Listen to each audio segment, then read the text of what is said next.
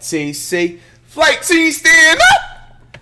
We got some fresh, clean educationalish. Hey, man, for y'all little bad ones, man, this is y'all Saturday school right here. You know what I'm saying? But hey, nonstop, man. Dut React's best substitute teacher on the planet, man. You learn more than you'll learn in a whole week of schoolwork, man. So last time, we looked on why a certain percentage more lives on like the East Coast, on like the USA, you know what I'm saying, versus like the West Coast. And the last reaction, shout out to Real Life Court. This time, this is very interesting. I had to happen, you know what I'm saying, like, you know, fire this up with y'all. We have why 82% of Mexico is empty. Now, you guys know your man Dut Reacts is trying to travel, you know what I'm saying, for the first time, you know, actually this year. I want to go to all types of places, including like, you know, Mexico and like, you know, Tokyo and, you know, like Hawaii and stuff like that and all types of places. Of course, I'm going to vlog it and all that types of stuff. So I want to know, like, you know, hella interesting like facts about things like this. So, you know what I'm saying? Seems interesting. Let's check it out. As of 2023, get your snacks, get your popcorn. 128 million people live within the country, making Mexico one of the top 10 largest countries in the world by population, right in between Japan and Russia. But these 128 million people who call Mexico home today all live within a rather unequal pattern that might appear strange at first, but makes perfect sense with the proper context and explanation. You see, slightly more than half of Mexico's population, some 66 million people, all live within just this concentrated and narrow strip that runs roughly across the center of the country. This strip represents only 18% of Mexico's total available land, and yet there are more Mexicans who live within it than outside of it in the remaining 82% of the country. This means that, on average, the density of people who live within this strip is roughly 5 times greater than in the vast majority of Mexico's land that exists beyond it to the north and the south. And the really fascinating thing is that this strange, uneven seeming pattern of where people live in Mexico has remained more or less constant going back at least centuries, and more likely millennia. Nearly 130 years ago now, back in 1895, Mexico conducted a nationwide census that revealed the population back then was only about 12.7 million people.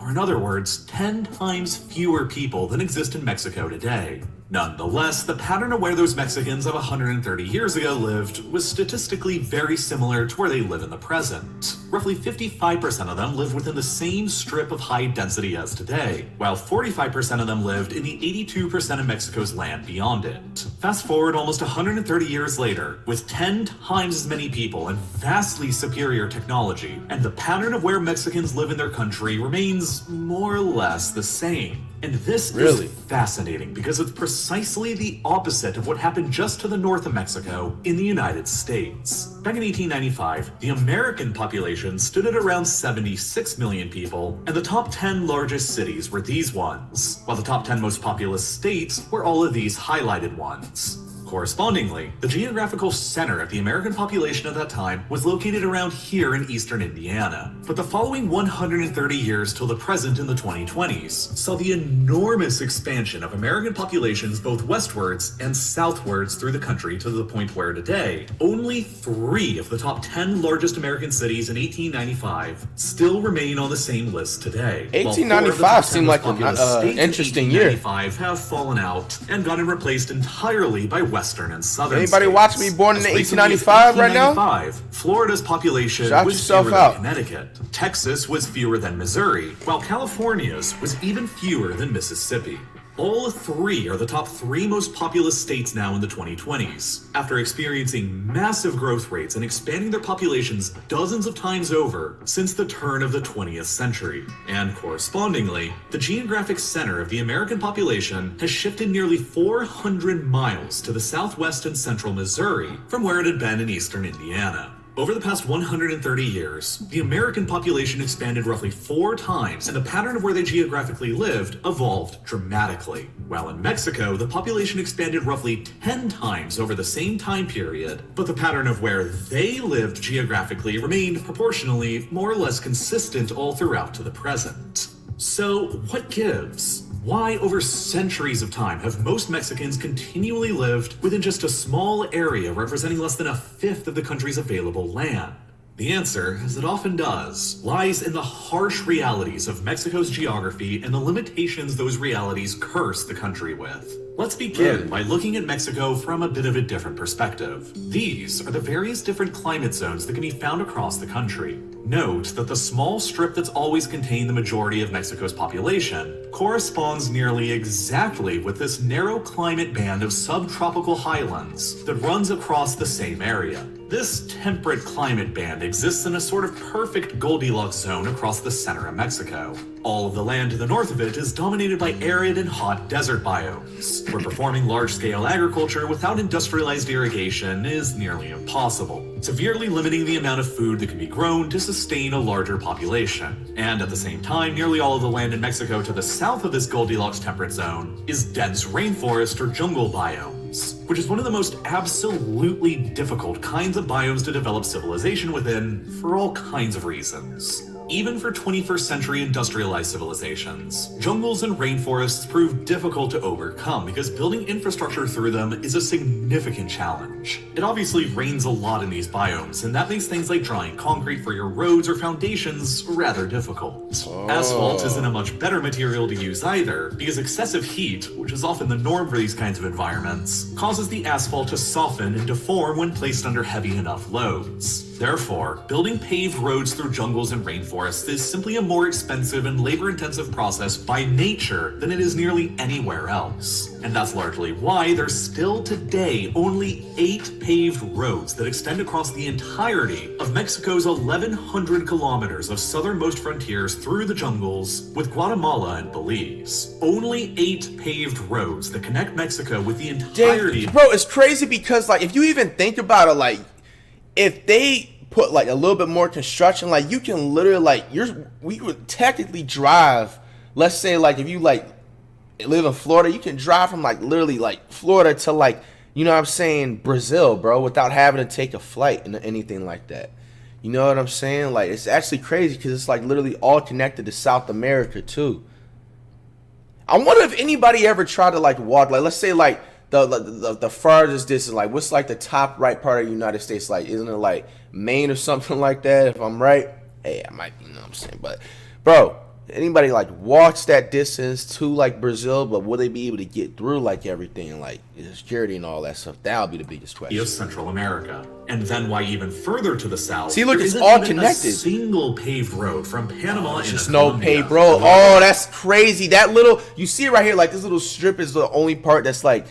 It's connected still, but what happens like if you're just like, even if like, let's say you're at Panama, like what if you try to like walk through it? Anybody know that will like help me out in the comments? Like, would you be able to like just walk through the forest, or there's like too many crazy creatures like lions and you know what I'm saying, like you know what I'm saying, dinosaurs or maybe still, I don't know. Wise connect the two Americas together. Across Mexico's southernmost borders through the jungles, there is only an average of 1 paved crossing for every 137 kilometers of distance. Meanwhile, along a more temperate boundary where it's easier and cheaper to construct paved roads in, like between Spain and Portugal, the concentration is more like 1 paved road for every 9 kilometers of border length. More roads mean better and less expensive transportation options for more people, which means a better ability to conduct trade and business, and a correspondingly better ability for more people to capture more capital for themselves. But that's only the first problem the jungles suffer from an economic development standpoint. Arguably, the bigger problem is that agriculture in jungle biomes, just like in deserts, is also very difficult. This is because in the jungle, most of the nutrients that would otherwise reach the soil are stored instead in the abundant living vegetation, dead wood, and decaying leaves. When organic material in the rainforest dies and then decays, it gets recycled so rapidly by the omnipresent insects, fungi, and bacteria that little, if any, of their nutrients ever make it down into the soil below, which leaves the soil nearly sterile and atrocious to use for agriculture. So whenever humans come around and slash and burn a rainforest to clear its space out for agriculture, they are usually left with a terrible soil quality that requires massive amounts of fertilizer to actually make it productive. And then if the rainforest wasn't cleared very well, the omnipresent insects, fungi, and bacteria will then attack whatever crops do get grown. And so then that requires a further massive amount of pesticide use to keep from happening. Agriculture in former jungle lands can be productive, but it is also most often an inefficient and expensive process compared with agriculture in more temperate environments that don't require as many inputs to get going. and the jungles and rainforests found across southern Mexico are no exception to this norm. But then, to complicate most of Mexico's ability to conduct agriculture even further, nearly 70% of the country is completely covered by mountains. This makes Mexico one of the most mountainous countries in the world, on a par with Switzerland or Afghanistan for percentage of land covered by mountains. In Mexico's case, these mountains provide numerous negatives and also positives for their potential to economically develop. On the bad side, the presence of mountains only amplifies the previous negatives with developing desert and jungle biomes. Mountains are big geographic obstacles and are significantly more labor-intensive to build infrastructure over or around or under than flatland is. And then mountainous deserts and mountainous jungles, like in northern and southern Mexico, come with all of the negatives to developing deserts and jungles in addition to the negatives in developing mountains. But across the central strip of Mexico, the mountains rise up higher than they do anywhere else in the country. And they're so high up that they push a huge amount of the land here up and above the usual hot tropical climate and into a more cooler temperate climate zone. The many high plateaus and valleys in between all of these towering mountains in the center of Mexico offer up large amounts of flatter land in elevations as high as 7,000 feet or above from sea level, high enough to lift them out of the tropical environment that the lands would otherwise be in down at lower elevations and into a more temperate biome with cooler temperatures and less humidity, helping to mitigate the presence of diseases and insects that can be found down in the lower elevations still in the tropics, but providing a better environment to use modern construction materials and techniques in, like concrete and asphalt. At the same time, the soils that can be found within these high temperate valleys of central Mexico are also incredibly fertile and very useful for agriculture because a lot of the mountains around them are in fact volcanoes. You see, beneath the surface, the mountains and volcanoes found in central Mexico roughly correspond to the intersections of the North American Plate, the Cocos Plate, and the Rivera Plate. For millions of years now, both the Rivera and Cocos plates have been subducting beneath the North American Plate here, which is what's generated this continuous belt of volcanoes clear across the center of Mexico. While occasionally destructive, volcanoes are also perfect for generating agriculturally useful soil. Bro, I ain't gonna lie to you, bro. Like, imagine like you have a house like right there, bro. And bro, I ain't gonna lie, cause like if that's the volcano right there where my mouse is, I circle it. Bro, it is a beautiful looking view. I'm not even gonna lie to you, but bro, imagine if it explodes and it's just lava just coming right down, oozing out, and just, yo. Because every time they erupt, that would be a scary sight, bro. From deep within the earth that eventually settles. Bro, and I don't even know what it is though. Like, you can't lie to me. Like, obviously, you know it's dangerous if you touch lava. Like, you're just gonna melt. But like, it's just like, bro. It looks literally like kind of beautiful in a way, like the way it, like, you know what I'm saying, into just the soils below in the form of ash, acting effectively but like a natural obviously it's fertilizer dangerous system. Millions of years worth of eruptions along this belt of volcanoes across central Mexico. Bro, how many volcanoes is along that strip? That's like filled 10? the high valleys and plateaus up in the temperate zone in between their peaks with rich soils that would make them some of the best and easiest to use available farmland on the planet to grow calorie-intensive grains in. And that's why it shouldn't come as a surprise then that one of the most important grains in human history originally arose within this ideal environment.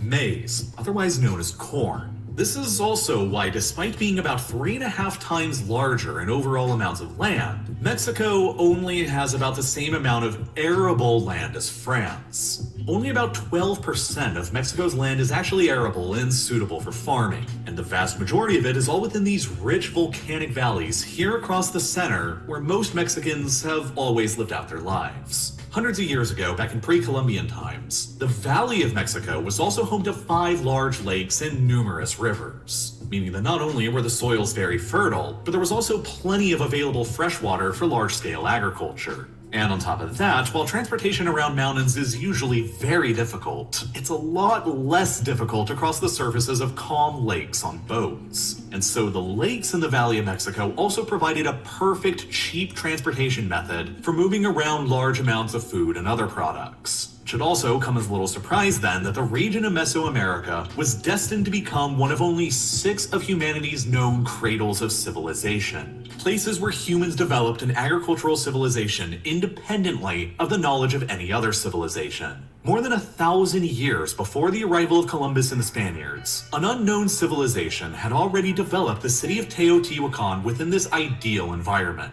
At that city's height during the ancient era at the same time of the Roman Empire in Europe, it likely reached an urban population of at least 125,000 people, which not only made it the most populous city in the Americas, it also made it at least the 6th most populous city in the entire world at the time. Thus, the core of Mexico's population today has really been the core of Mexico's population for thousands of years now.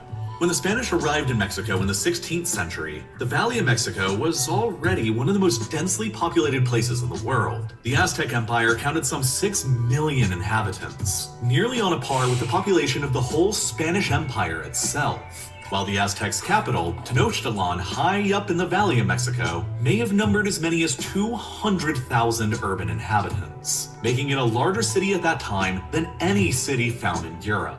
After the Spaniards destroyed Tenochtitlan, Mexico City was built in its place over the ruins, and so the area remained the center of political and cultural life in Mexico. But after millions of indigenous people died from the diseases and violence that the Spaniards brought, the Valley of Mexico would never recover its pre-Columbian population again for another 4 centuries until the early 1900s. Now, more than 500 years later after the conquest, Mexico City once again ranks among the world's largest and most significant megacities, with a metropolitan population of more than 22 million people, making it the 6th most populous urban area in the world and the largest metropolitan region found anywhere outside of Asia, pretty much just like it had been for centuries before the Spanish conquest. But the core of Mexico City exists at an elevation of around 7,800 feet above sea level, far higher than any other city that's anywhere near to that same level of population. For the sake of comparison,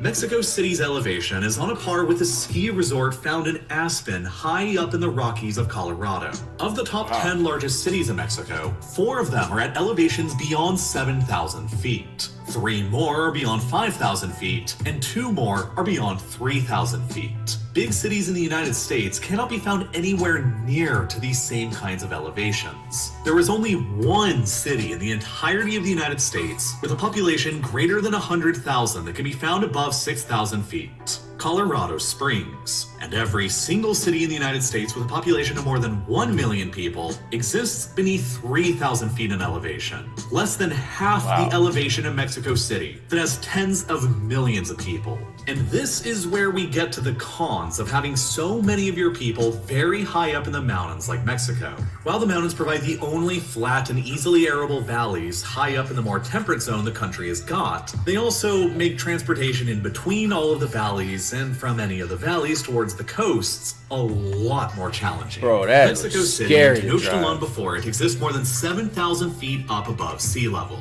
despite only being around 200 miles away from the ocean.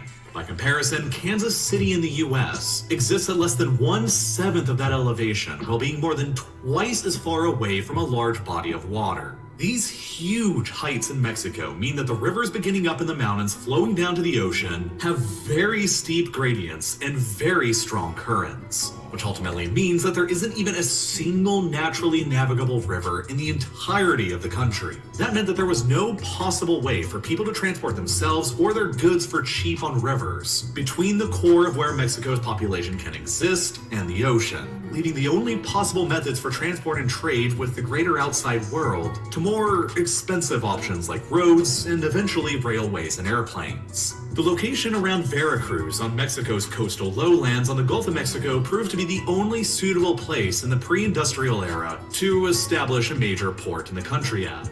It is strategically only 200 miles away from the core of Mexico City and formerly Tenochtitlan, and it has the only natural harbor that can be found for hundreds of miles all along Mexico's almost entirely flat and exposed coastline with the Gulf. As such, Veracruz was destined to become the most significant port in the country before the Industrial Revolution, and it continues to be Mexico's most significant port on its east coast on the Gulf.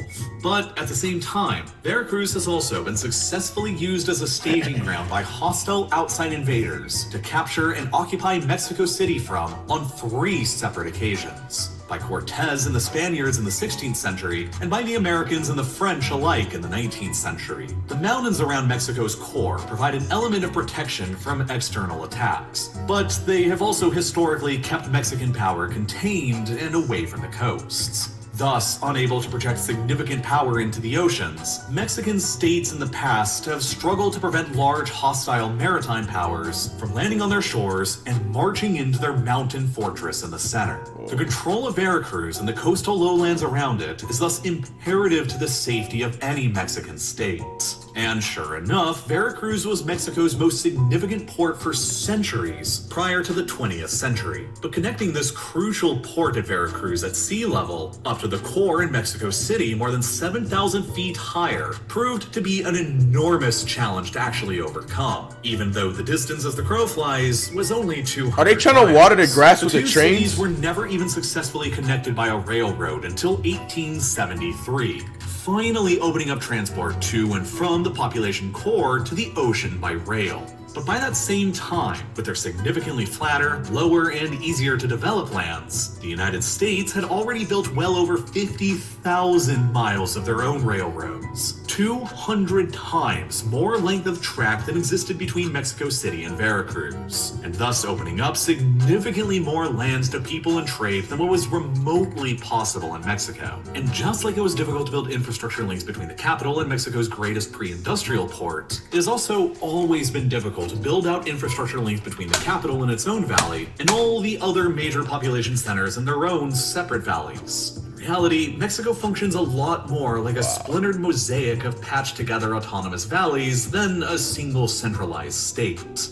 And it's always been that way for millennia. Without any navigable rivers to use for cheap, it is difficult and expensive to build roads or railroads to snake through the many mountains and connect one of the high temperate valleys to another high temperate valley or the ocean. That ultimately means that it's difficult in Mexico to generate a surplus of excess capital, because inexpensive transportation options that would otherwise generate capital just don't really exist like they do elsewhere. Building out the transportation infrastructure required for trade requires a lot of capital to start with, which is difficult to acquire in Mexico because of the lack of cheap transportation to begin with, which most often means that the large amounts of capital required to build the transportation infrastructure must come from either foreign investment or from entities that already happen to have a lot of capital. Simultaneously, this geographic reality also makes it difficult for any centralized authority in Mexico City to project power and influence from beyond their immediate valley to the other scattered and separated parts of the country. And it makes it difficult for any of the temperate valleys in the center to conduct trade with the parts of Mexico to the north and the south in the deserts or the jungles, which only further exacerbates their already major challenges to economic development and supporting large numbers of people. In this way, Mexico struggles with very similar geographic problems as Afghanistan. Both are extremely mountainous countries that are difficult to enforce power across from a centralized point, like Kabul or Mexico City. The many valleys in between the mountains where the people actually live are separated from all of the other valleys by mountains and connected only by narrow choke points, through which expensive roads and railways can be constructed, but also in which local powers can easily blockade or control. Both geographies encourage and enable high degrees of localized autonomy in the regions separated by mountains from the capital, and both geographies prevent centralized power from adequately being able to police and enforce the rule of law everywhere it wants at all times. Such geographies have therefore given rise to autonomous warlord-style factions, like the Taliban in Afghanistan, and the many autonomous cartels that operate across Mexico, largely with impunity from the central government in Mexico City. As discussed previously, Mexico's borders in the south with Guatemala and Belize are underpopulated and covered by thick rainforests and jungles, with only 8 paved roads across them. It is simply impossible for the Mexican government to adequately police and patrol the entire thing.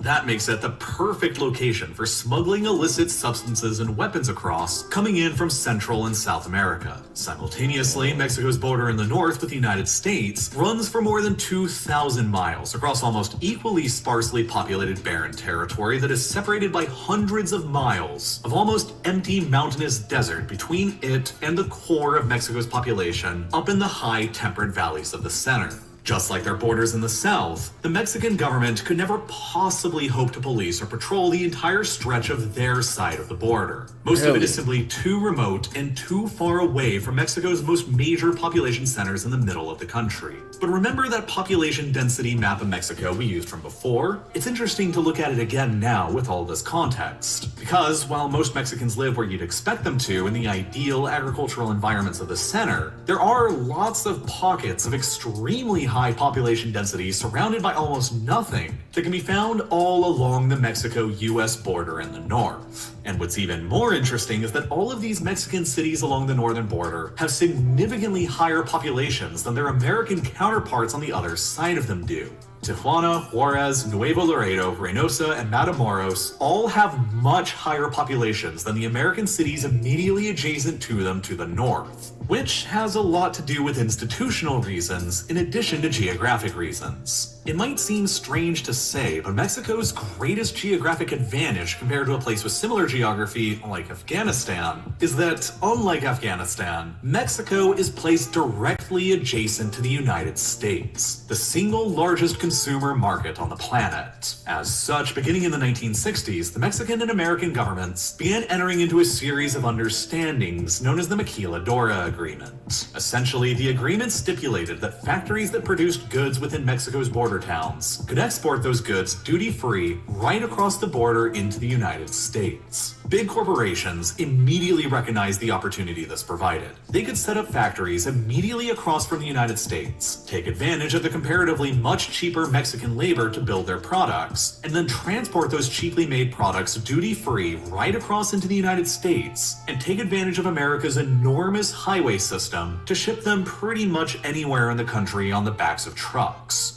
Thousands of these border factories or maquiladoras were set up in the decades that followed, and with them, tens to hundreds of thousands of new factory jobs were created that lured in workers from Mexico's historic Bro, that's talent right there. Like parking every single one of those trucks perfectly, bro, aligned. Like, across you the can make a whole straight line with that. This is the reason why all of Mexico's border towns are so much more heavily populated than their American counterparts are, and a large part of the reason why, compared to the 1895 census in Mexico, a slightly higher percentage of Mexicans today live outside of the central historic core than they had back then. Eventually, the North American Free Trade Agreement, or NAFTA, that was signed in 1994, expanded the system even further, from being limited only to the Mexican border towns to the entirety of Mexico, enabling factories anywhere in the country to export their goods duty-free to the United States. But the proximity of the border towns to the U.S. market, along with nearby major cities like Hermosillo, Chihuahua, and Monterrey, ensured that they would remain more financially competitive than the factories further away in the Mexican core, since they could continue exporting goods to the United States quicker and for cheaper. In economic terms, all of these cities operate more closely to being satellite cities of the United States, rather than an extension of the core of Mexico up in the central highlands. Mexico's friendly relationship with the United States has ultimately turned out to be the country's best answer at overcoming its harsh geographic limitations. And the maquiladoras aren't the only consequence. Ever since the shale gas revolution in the United States began in the early 2010s, more and more natural gas pipelines have been getting built out from the US to Mexico. As of the production of this video, 17 natural gas pipelines already exist spanning across the US-Mexico border that collectively export nearly 1/3 of all the natural gas the United States exports abroad, in turn providing more than 3/4 of Mexico's entire supply of natural gas. Wow. Now, this abundant and cheap supply of natural gas coming in from the United States is doing two things. First, it is effectively turbocharging the Mexican economy by providing abundant, cheap natural gas to power factories, cascading on the pre-existing advantages of Mexico's comparatively cheaper labor and ability to export products duty-free into the United States. Now, because of Mexico's geography and correspondingly limited ability to generate surplus capital, Mexican labor is comparatively cheaper than it is elsewhere.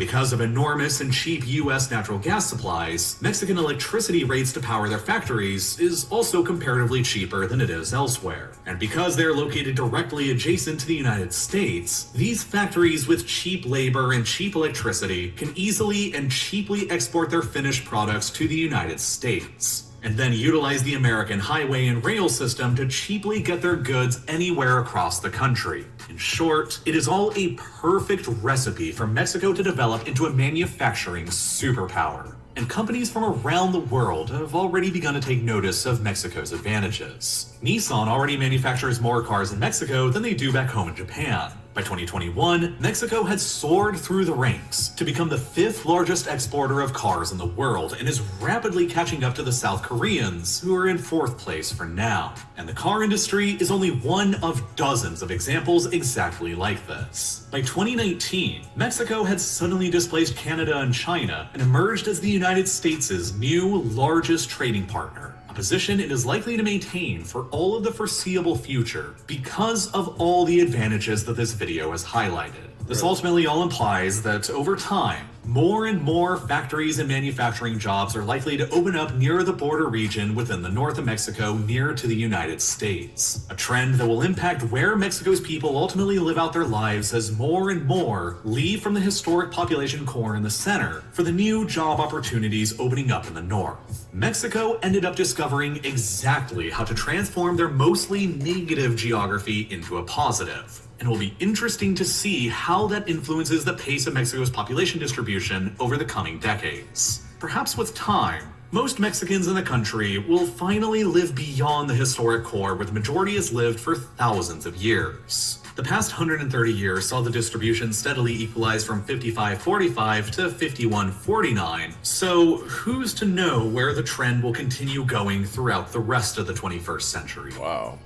Now, you can learn more about That was the a lot of beautiful interesting mathematics facts that about it.